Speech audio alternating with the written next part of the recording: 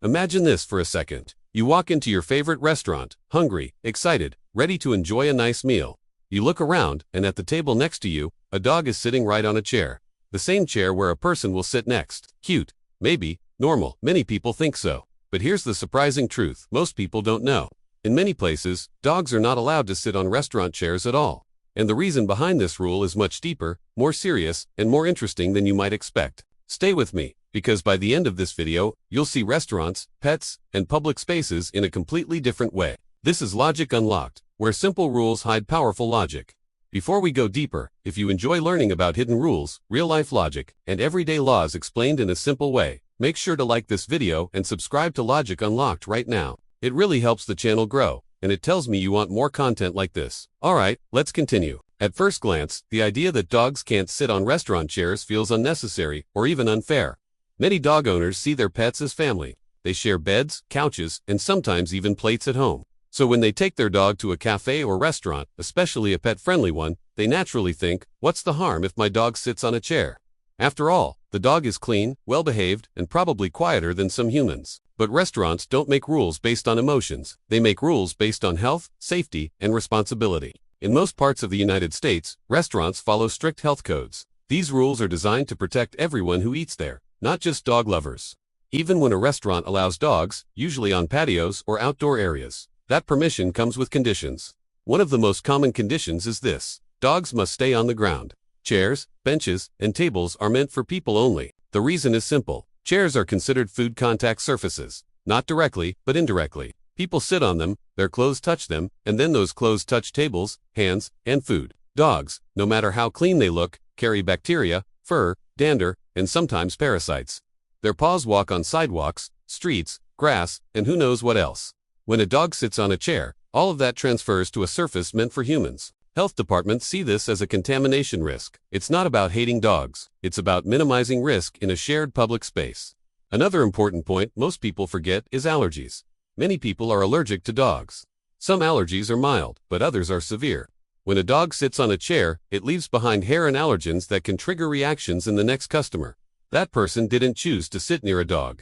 They just wanted to eat. Restaurants have a responsibility to protect all customers, not just pet owners. Now let's talk about behavior, because this matters more than people realize. Even the calmest dog is still an animal. A sudden noise, a dropped plate, a screaming child, or another dog can trigger a reaction. When a dog is on the floor, it is easier to control. When a dog is on a chair, closer to table level, the risk increases. A bite, a jump, or even spilled food can turn into a serious incident. Restaurants are legally responsible for what happens inside their space. One accident can lead to lawsuits, fines, or even closure. This is why many restaurants say, dogs are welcome, but they must stay on the ground. It's a compromise between pet-friendly culture and public safety. And yes, some restaurants break this rule quietly, especially small cafes that want to attract dog lovers. But when inspectors show up, these same places can get warnings or penalties. Health inspectors don't care how cute the dog is. They care about rules. What's interesting is how social media has changed public perception. You've probably seen viral videos of dogs sitting at tables, sipping from bowls, or lounging on cafe chairs like humans. These videos get millions of likes.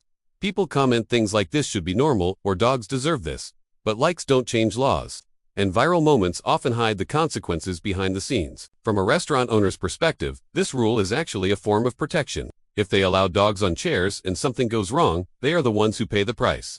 Fines from health departments can be expensive. Complaints from customers can damage reputation.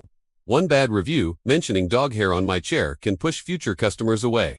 In a competitive food industry, small details matter. There's also a cultural aspect to this. In some countries, dogs in restaurants are completely normal. In others, they are not allowed at all. In the United States, the system tries to balance freedom and regulation. Service dogs are a separate category. They are legally allowed inside restaurants because they are trained medical assistants, not pets. Even then, service dogs are expected to stay on the floor. They don't sit on chairs either. That alone tells you how serious this rule is. Some people argue, but kids are messier than dogs. And sometimes, that's true. Kids spill food, touch everything, and make noise. But children are humans, and health laws are written with humans in mind. Dogs fall under animal regulations, which are stricter in food environments. Logic doesn't always feel fair, but it aims to be consistent. Here's something most people don't think about. Chairs are not cleaned the same way floors are. Floors are swept, mopped, and sanitized regularly. Chairs are usually wiped occasionally, if at all. When a dog sits on a chair, whatever it leaves behind stays there much longer. That's another reason health codes focus on keeping animals off furniture. Now let's flip the perspective. As a dog owner, what's the smartest move?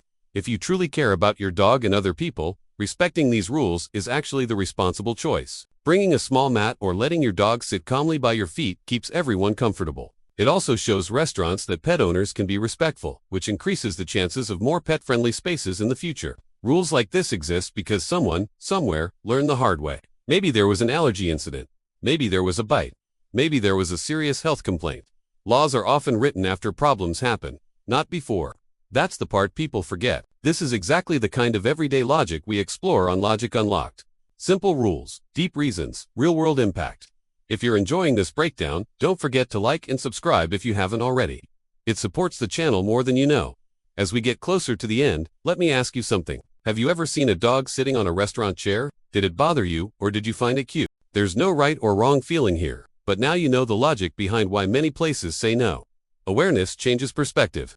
The next time you walk into a cafe and see a sign saying dogs must stay on the ground, you'll understand it's not about being anti-dog, it's about health, safety, and shared responsibility in public spaces.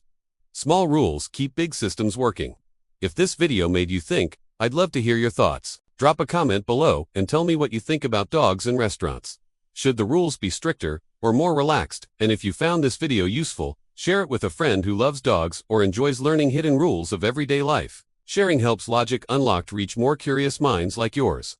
Thanks for watching. Stay curious, and I'll see you in the next video.